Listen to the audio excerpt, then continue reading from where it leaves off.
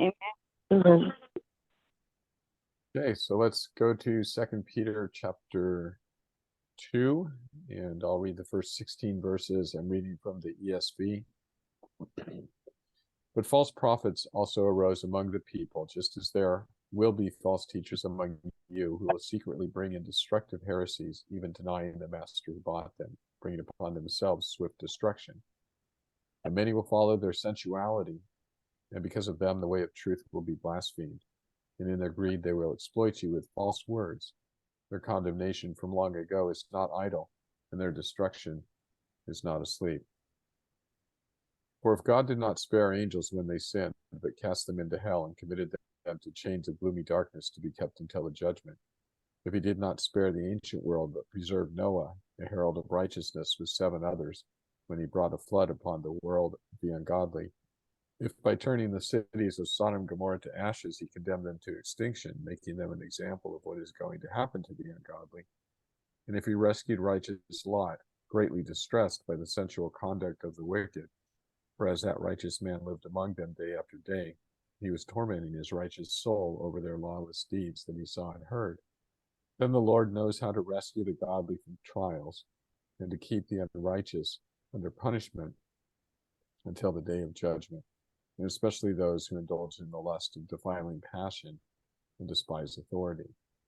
Bold and willful, they do not tremble as they blaspheme the glorious ones, whereas angels, though greater in power and might, do not pronounce blasphemous judgment against them before the Lord.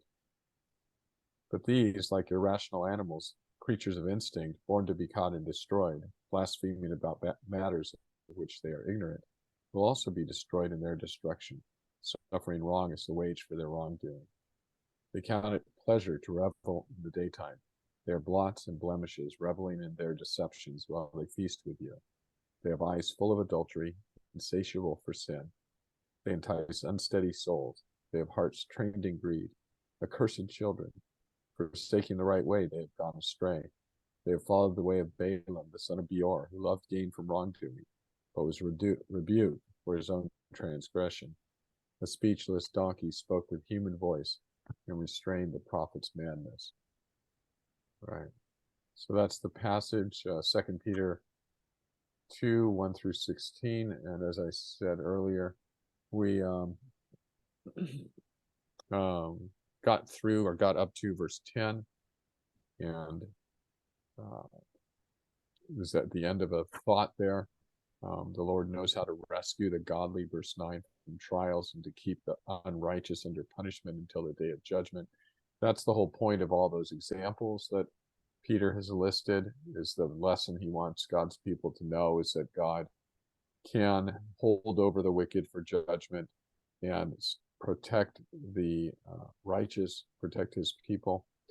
And even when things look bad, as is the case with these false teachers infiltrating the church, that the Lord, God's people can be assured that the Lord will bring them to judgment while at the same time protecting his own people. And so the response to that on our part should be to trust the Lord and to continue to do, as Peter said in the first letter, continue to do the right thing, continue to follow him and have faith in him.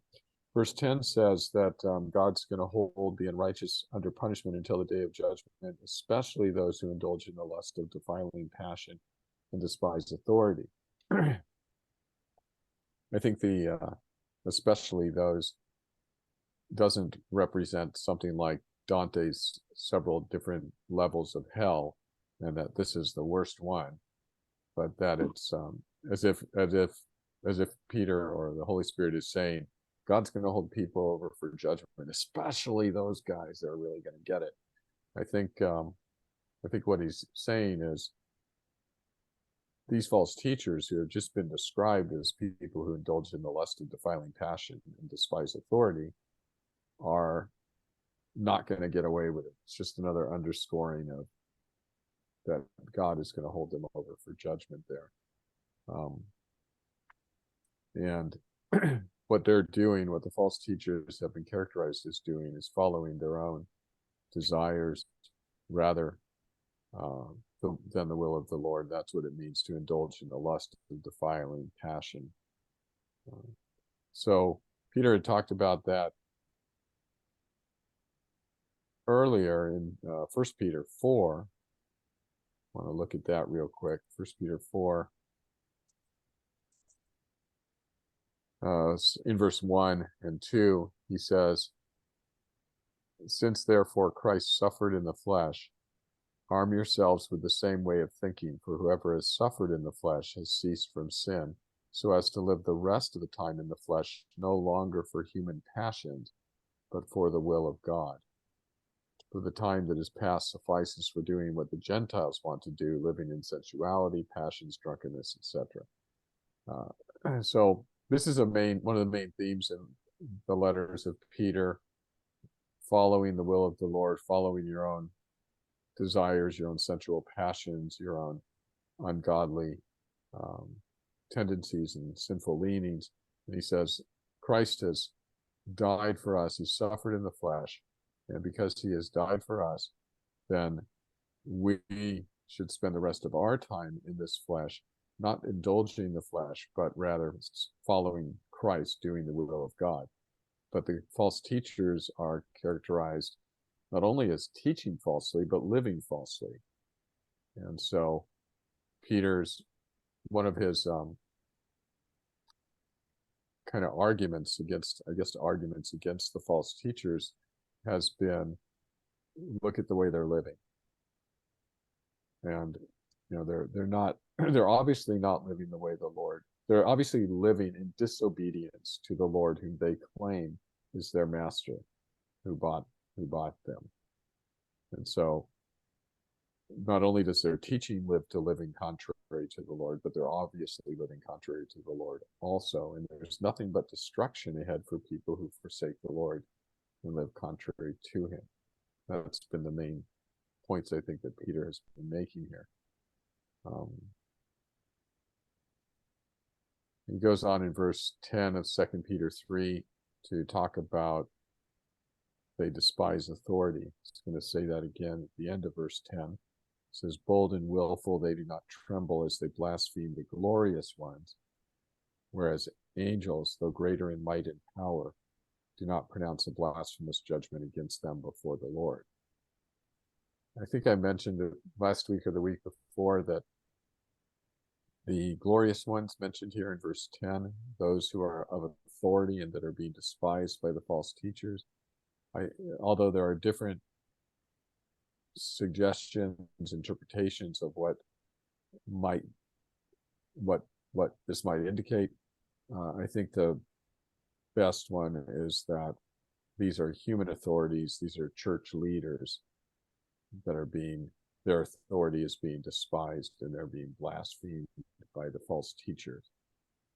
The other option, the most popular other option, is that these are spiritual beings, these are angels, or these are demons, or perhaps Satan himself is being blasphemed, although I cannot for the life of me figure out how you could do that. But it's possibly angels. But I think verse 11 makes it hard to reconcile with the idea that these are angels, because it goes on and says, whereas angels, though greater in might and power, than who? Than the glorious ones. Than angels? Yeah. So the glorious ones appear to be human. And so then that would be human authorities are being despised by and it makes sense. When false teachers come into a church, one of the things they're going to target is the authorities that God has placed in place there. If the authorities are not supportive of the false teachers, which if they're doing their job, they won't be supportive, then the false teachers, maybe I'm speaking to everybody who's had this experience, false teachers will come in and start trying to undermine the authority of the pastor, the elders, whoever it is. So I think that's what's going on here. So angels, we're told here, don't blaspheme or bring a, like I think the King James says, bring a railing accusation against. So there might be a human authority teacher that God has put in place and who is doing a really poor job. And angels don't bring the railing accusation against the human authority, because the human authority is not under the authority of angels. The human authority is under God's authority. And God will take care of his church. Right. So I think that's what's going on there. And I know people probably, yeah. Good question about that. Just how would the angels pronouncing judgment be blasphemous? Just that it's God's place. God is the judge and nobody else. Yeah, I think blasphemous in the sense, as you just said, that it's out of place. They're not. It's not their proper position to be judge in that way. To say they're, God has given them particular authority, and that's not included in that. I guess I just looked up Jude 8 through 10. It sort of covers the same ground, right? Yeah. What does that say? Yet in like manner, these people also relying on their dreams defile the flesh, reject authority, and blaspheme the glorious ones. Mm-hmm. But when the archangel Michael, contending with the devil, was disputing about the body of Moses, he did not presume to pronounce a blasphemous judgment, but said, "The Lord rebuke you." Yeah, I think that passage also kind of might support the idea that glorious ones are angels, or at least spiritual beings, angels or demons. But I think when you take both of the contexts together, that especially here with the 2 Peter context, it makes more sense that they're human authorities. And that seems to be, it's interesting. As you know, I do look at a lot of commentaries, and it's interesting that when you read Jude, you come across a lot of commentaries that support the idea that we're talking about spiritual beings as the glorious ones. But when you read 2 Peter, commentaries on 2 Peter, you get very few, if any, that say that. And it's just another thing that's just shocking to me, that people who are biblical scholars don't take into account all of the evidence from all of the books. I mean, obviously, if there's a parallel passage, you want to use it. So it's just surprising to me how people still have this. I mean, there used to be an idea about 100 years ago it came over from Germany, so not everything that came from Germany was good, but most of the theology was bad.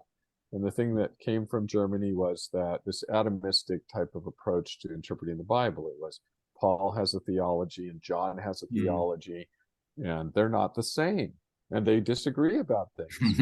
And Peter has a theology, and whoever wrote 2 Peter has a different theology than whoever wrote 1 Peter.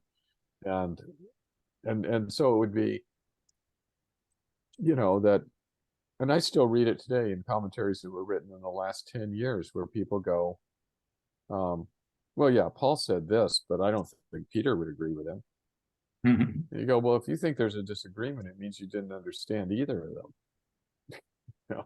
So, yeah, Mom. So I'm assuming that from the original language, we know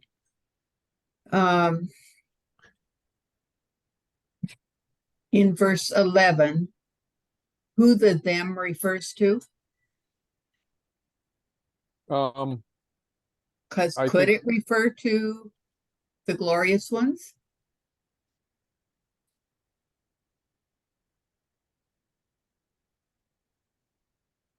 You refer to the false teachers, right? Well, it either refers to the they, or it refers to the glorious ones. Yeah, I think it's the glorious ones. Okay, so the angels, though greater. So then what you said at the beginning of this little part about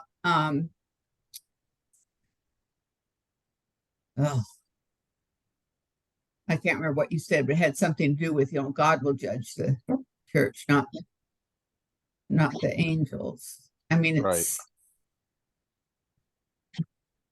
I guess I got lost somewhere. Okay. Yeah. Yeah. It's easy to do. Mhm. Yeah. So just anyway, I just thought I'd give my slightly informed opinion about what's going on there. For the glorious ones, do any of the commentators suggest that he's simply talking about the Old Testament prophets? No, not that I've come across, but that, I haven't. There's thousands of commentaries on Second Peter, and I've probably read 15 on this passage. So, but I try to read the better ones, not the ones that everybody goes, oh, that's ridiculous. And so that's the perfect introduction to my question, which is, I one of my former pastors, he used to comment a lot, probably on a Reformed website, where a lot of other pastors would make commentaries or comments. Do you ever use those kinds of websites? Maybe not on purpose. I mean, I would, if I knew of a good one, I would probably put it in a link and look at it regularly. I mean, if I thought it was credible, but I mean, there's nothing wrong with using that as long as the people having the discussions are not, trolling or just they think it's a safe place to say whatever outlandish idea they have. But if people are just being responsible, there's a website, I guess similar to that I've consulted a couple of times. It's I think it's called the Puritan Board. I'm not sure, but I think that's the name of it. Anyway, I usually find it because I'll search on a particular verse or topic, and then I'll read the little blurb that you get on Google and go, oh yeah, this sounds like these people know what they're talking about. At least it doesn't sound weird. And I have some knowledge about the thing that I'm querying, so I can usually tell the difference between weirdness and not weirdness. And so I've gone and looked at that, and it's usually people who are very informed, who, I don't know if they're pastors or theologians or just people, kind of like me, that just do a lot of reading. And but those discussions are really helpful in at least laying out the various ideas and giving some of the better arguments for or against. So. I'm going to see if I can find it, but my recollection is that it was very robust and very healthy, meaning like no trolling and no ugliness. And actually, this particular specific pastor, I remember that he tried to put something out, I think maybe on Craigslist or something like that, inviting everybody to an open gathering, and he finally had to take it down because wherever it was that he put it, I mean, people just piled on, and it was ugly. Yeah. Oh, if I find, I'll send it to you. Okay, thank you. So yeah, thanks. So just a couple other thoughts about angels, human teachers. Paul writes that don't we know that we'll judge angels, whatever that means. But at the creation and during this period of time prior to the consummation of all things, we are made a little lower than angels. So, and that fits really well with verse 11, whereas angels, though greater in might and power. We're a little lower than angels right here. So I want to go now to move on to verse 12. But these, and he's talking here now when he says, but these, he's talking about not the glorious ones, but the false teachers. The glorious ones was just a little explanation about their despising authority. But now he's back to talking about false teachers, but these, like irrational animals, creatures of instinct, born to be caught and destroyed, blaspheming about matters of which they are ignorant, will also be destroyed in their destruction. Suffering wrong is the wage for their wrongdoing. So I wanted to talk about the illusion, or the statement that they're like irrational animals, creatures of instinct, born to be caught and destroyed. This sometimes is used as in defense of a Calvinistic understanding of election, and that these people are not elect, and so they were born to be destroyed, et cetera, like that. And I am a Calvinist, and I totally believe that Calvinism represents the teaching of the Bible. But I'd like to explore this verse a little bit more, because I think there's a little more to it than just that. That Peter has got absolute revelation on the final destiny of all the false teachers. I don't think that is the best way to understand the passage. I think something else going on there. So I'd like to look at Psalm 49 first, and then Ecclesiastes, little section in Ecclesiastes 3, and then Psalm 73. So let's look at those. Psalm 49. How many verses is that? It's only 20. Who would like to read 20 verses? Read that. Thanks, Mike. Hear this, all peoples. Give ear, all inhabitants of the world, both low and high, rich and poor together. My mouth shall speak wisdom. The meditation of my heart shall be understanding. I will incline my ear to a proverb. I will solve my riddle to the music of the lyre. Why should I fear in times of trouble, when the iniquity of those who cheat me surrounds me, those who trust in their wealth and boast of the abundance of their riches?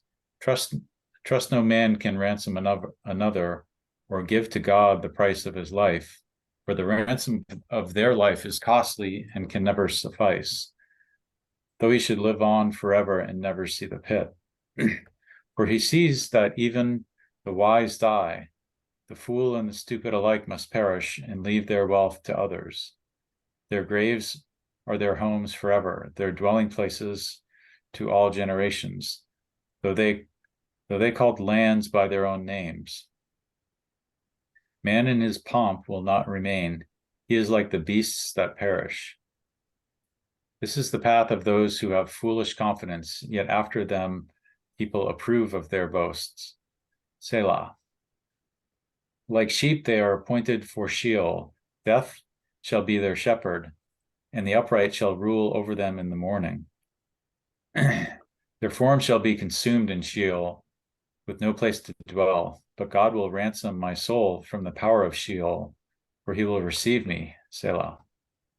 Be not afraid when a man becomes rich, when the glory of his house increases. For when he dies, he will carry nothing away. His glory will not go down after him. For though while he lives, he counts himself blessed, and though you get praise when you do well for yourself, his soul will go to the generation of his fathers, who will never again see light. Man in his pomp, yet without understanding, is like the beasts that perish.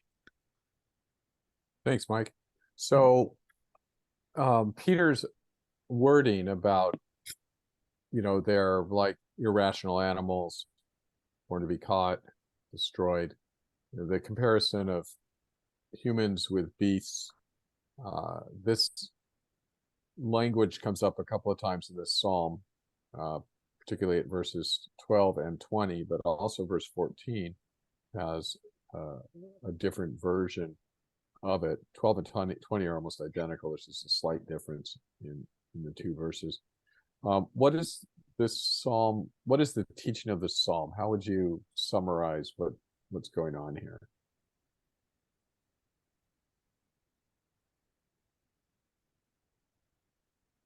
I think it's talk about the certainty of death. Mm-hmm.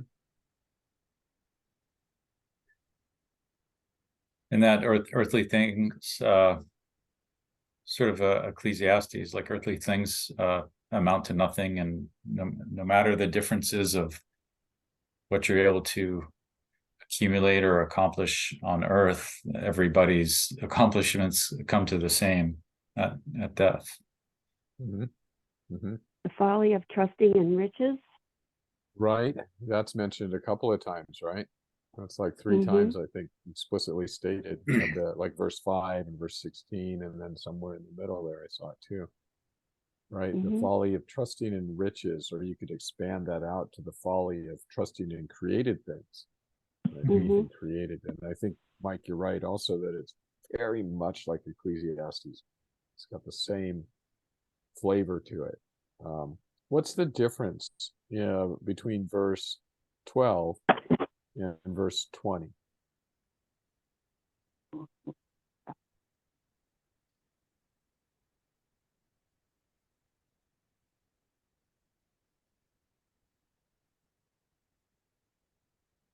Well, the 20 seems to add yet without understanding. Right. Yeah, without understanding. What is it he's supposed to understand? They don't get that wealth is worthless when it comes to death. Death levels the playing field. It doesn't matter whether you're wealthy or poor or smart or stupid. Death is the same for everybody. And there is nothing that you earned on this earth that you can take with you into death. Right.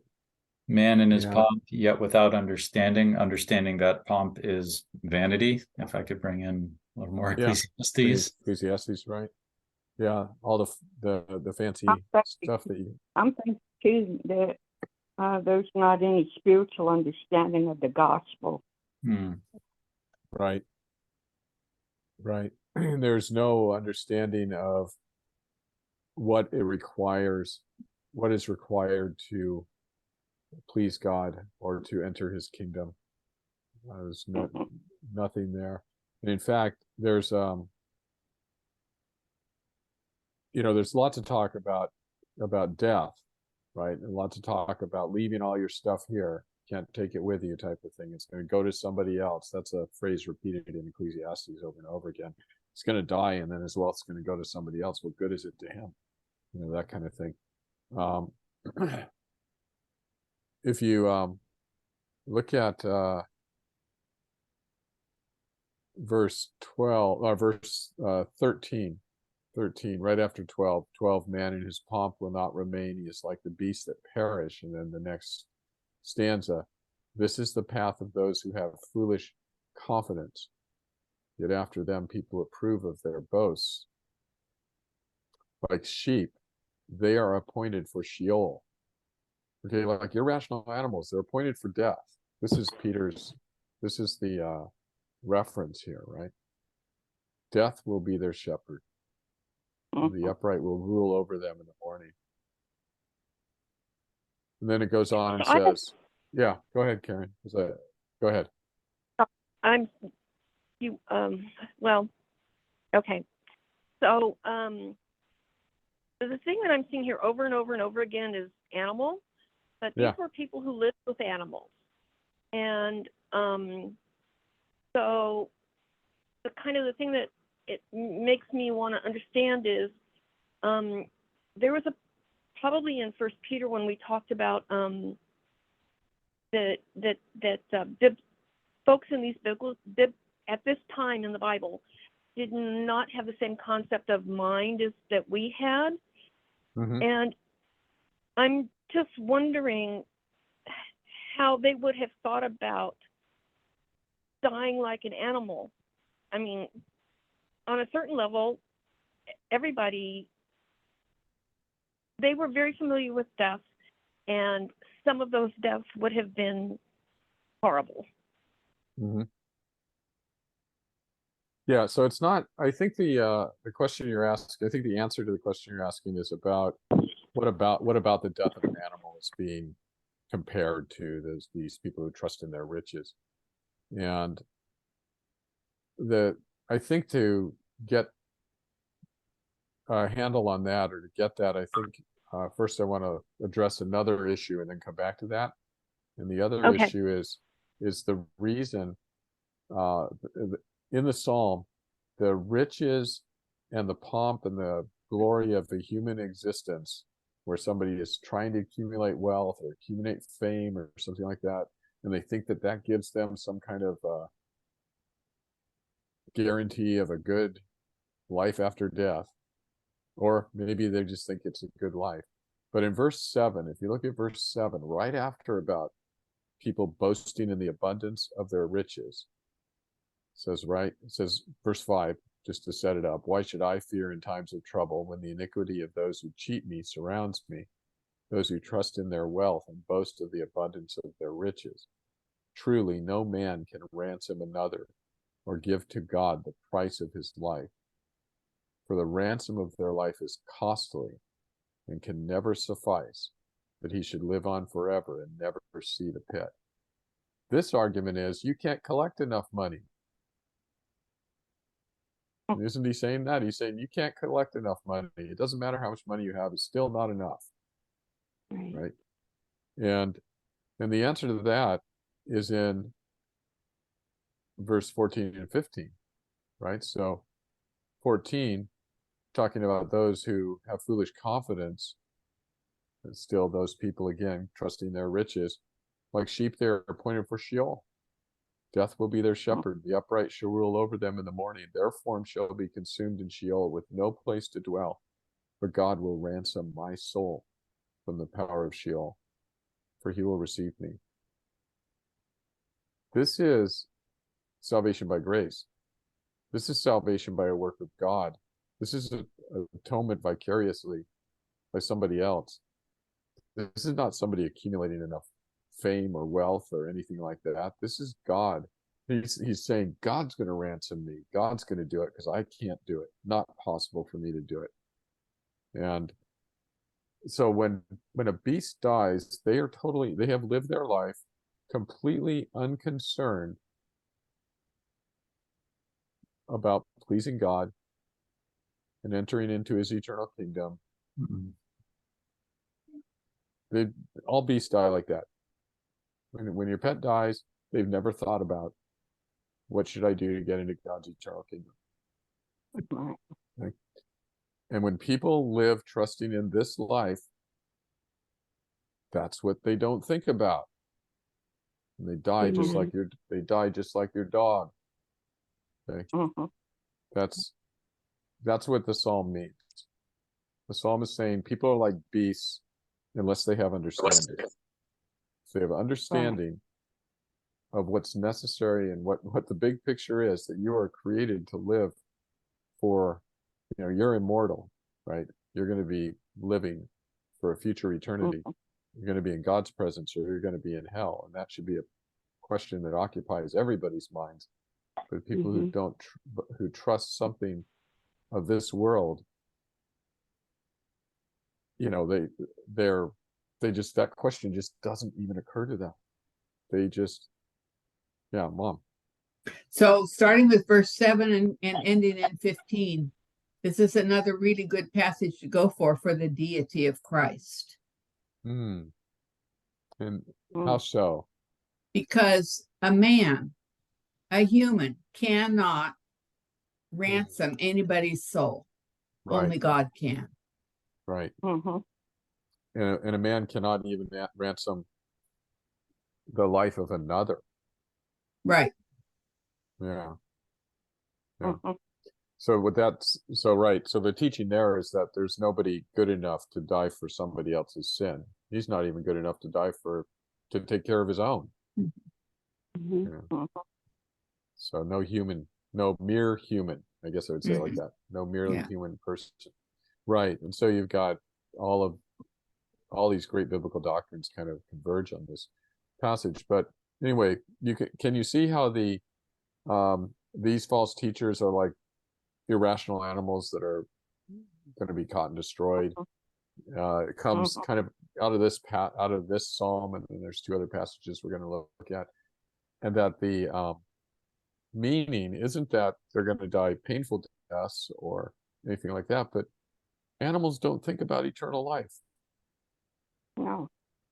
Okay, they're just going to die, and so, and anybody who's, and so by implication, then animals live for today, not for a future with God. And so then the comparison then is really easy to see. Then the psalmist is saying these people live for today, but they're going to die. They're going to die like animals who don't know anything, right? So I think that rather than using the passage in 2 Peter to support election and reprobation, I think it's more conditional, like this psalm is. If you have no understanding, if you're trusting in your own riches, well, if you die in that state, you're going to die like an animal. But if you gain understanding and you stop trusting in your own riches while you're still alive, then you're not going to die like an animal. So now let's look at Ecclesiastes 3, and I think this is one of the passages, I think, Mike, that you were thinking of. 3:16 to 22. Moreover, I saw under the sun that in the place of justice, even there was wickedness, and in the place of righteousness, even there was wickedness. I said in my heart, God will judge the righteous and the wicked, for there is a time for every matter and for every work. I said in my heart with regard to the children of man that God is testing them, that they may see that they themselves are but beasts. For what happens to the children of man and what happens to the beasts is the same. As one dies, so dies the other. They all have the same breath. The man has no advantage over the beasts, for all is vanity. All go to one place. All are from the dust, and to the dust all return. Who knows whether the spirit of man goes upward and the spirit of the beast goes down into the earth? So I saw that there is nothing better than a man should rejoice in his work, for that is his lot. Who can bring him to see what will be after him? All right, now this takes a little bit of unraveling, I think, because it sounds significantly different than the psalm, doesn't it? It's got some of the same language, but doesn't it sound different? Doesn't it sound like, at least this ESV translation that I just read, sounds like Solomon is going, who knows, man? I don't know what goes on, and my pet dies, and my son dies, and it's all the same. I mean, they all die, and they all go to the same place. Who knows? Who can tell me if the spirit of man goes up and the spirit of the animal goes down? There's nobody who can tell me that. And it sounds like he's pleading total ignorance here, at least the ESV version. And that's not what's going on. Solomon knows, he understands what happens when people die. And if you look at your various translations, so I have, if you look at verse 18 in the NIV, for instance, it says, I also said to myself, as for humans, God tests them so that they may see that they are like the animals. Whereas the ESV says they are animals. Okay, so you have that. So you have at least these two types of translations. And if you were to compare a whole bunch of them, you'd see that a lot of them say are like. I think most of them say are like. And then there are a few that say are. So you have a comparison in one and a complete identification in another. But the verse 21 is where there's the biggest differences. If you look at verse 21, the ESV again, who knows whether the spirit of man goes upward and the spirit of the beast goes down to the earth? ESV. NIV, Who knows if the human spirit rises upward and if the spirit of the animal goes down to the earth. The New American Standard, do you have that one, Catherine? Yes. What does the New American Want me to- Standard in verse 21? Yeah. Who knows that the breath of man ascends upward and the breath of the beast descends downward to the earth? Thank you. So You're welcome. who knows that is what the New American Standard says. Not who knows whether or who knows if. Who knows that? Here's a fact. Who knows it? That's what the NASB is saying. And The, my translation is saying prove. Go ahead and read the verse. For who can prove that the human spirit goes upward and the spirit of animals goes downward into the earth? What translation is that? I think it's New Living. Okay. Yeah, New Living Translation. Okay. So we have also the Young's literal translation and the Webster's and the King James, all of them known for being more literal on on the literal side of things. It starts with who knows the spirit, and then it's like of man and of the animals, and then it says that is going. Who knows the spirit that is going? So it's similar to the New American Standard in its understanding. So we have these various approaches to verses 18 and 21. And, who knows if, who knows whether, who knows that.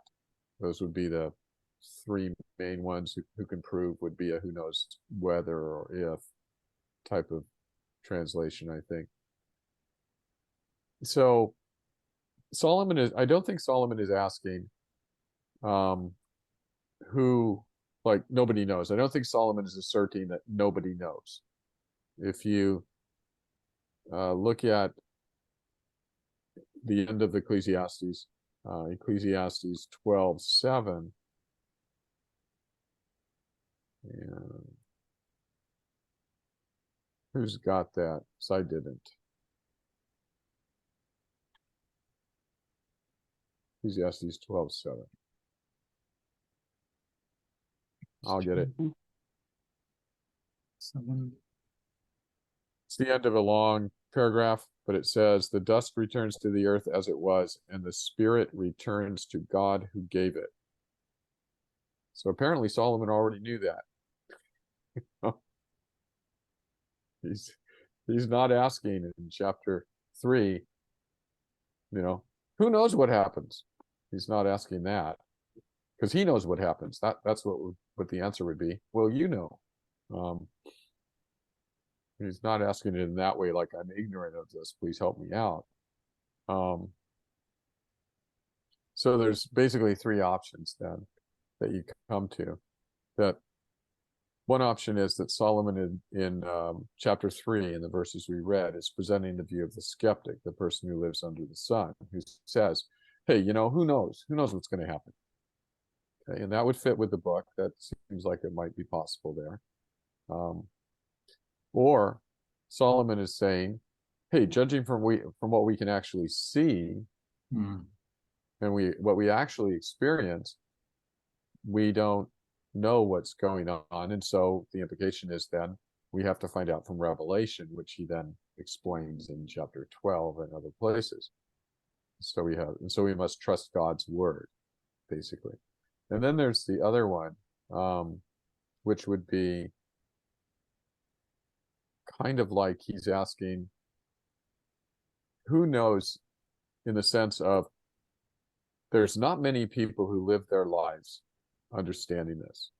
Like, who lives their life in the knowledge that they're gonna die? Right?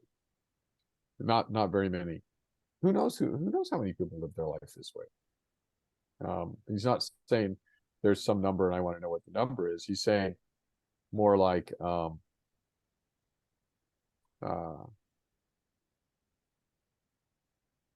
go to chapter 6, verse 12. Let's see if we have an example there.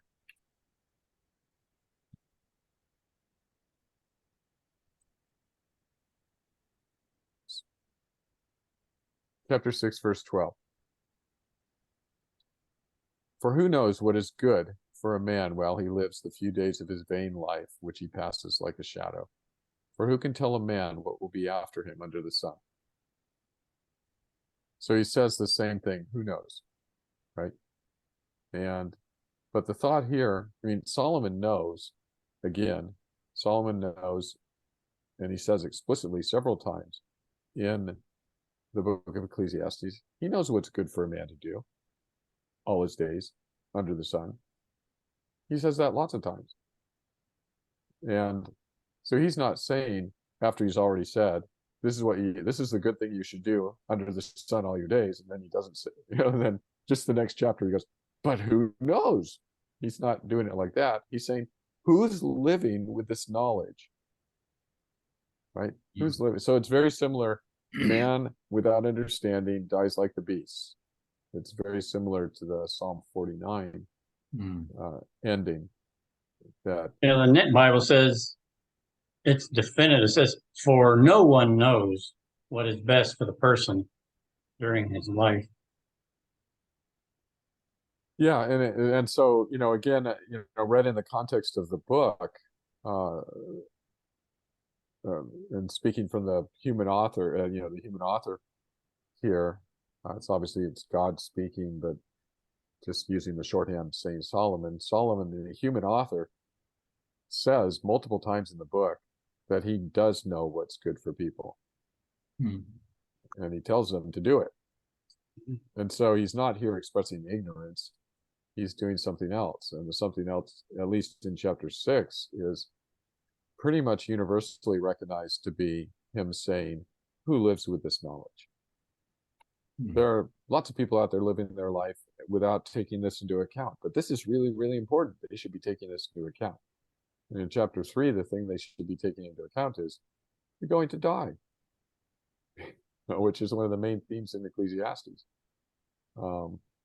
But Solomon asked for and was granted incredible wisdom. And I would think that the people of his time would recognize the wisdom, whether they were believers or not at the time. They would recognize him as having, extra helpings of wisdom and knowledge. And so when he would say something like this, it would carry a lot of weight, even if they didn't understand, and possibly would inspire them to seek what he knew. Right. Have this explained to them. Yeah, I think you're right. And I think a lot of the way that he teaches, like in Ecclesiastes or in Proverbs, is meant to make you, to whet your appetite. And to do exactly that, to make you go. I mean, he's not just handing you, like, here's all the wisdom you need in a way that you can easily digest it and understand it. The Lord, through the books of Solomon, says things that are true and wise and beneficial and helpful, but you got to sit down and think about it. They're not totally simple. You have to really show in your life and in your approach. I mean, the books actually model, or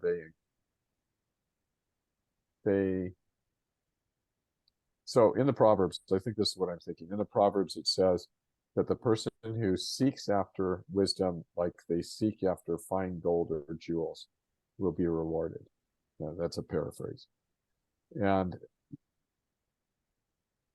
in Job, when it talks about where is wisdom found, it's the comparison of humans digging for jewels. And so this comes out again. And in Job, the point is, you can't find wisdom there. You have to go to God, right? But it's human effort and the pursuit of something that's valuable is the comparison. And I think the Proverbs and all of the scripture, but particularly the Proverbs and Ecclesiastes and Song of Songs, are written in such a way that you have to actually model that you're going to pursue. You actually have to pursue wisdom like it's something important. for you to understand those books. You will not, the Holy Spirit's not just going to go, here you go, let me give it to you with no work. Because it's for people who prize wisdom. Right? That's the whole thing. I mean, that he says that at the beginning of the book. So I think you're right, Becky. And I think I interrupted Becky, your thought. Did I? Did you have anything else? No, I think I was pretty much done, other than being a lifelong learner, having that. I hope that I continue to be curious about everything.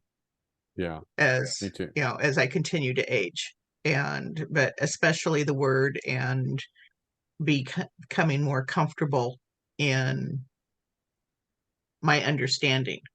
Yeah. And then, Mom, you had something you wanted to say. So it strikes me that since Solomon obviously knows the answer, that if you look at chapter 6 of Ecclesiastes, verse 12,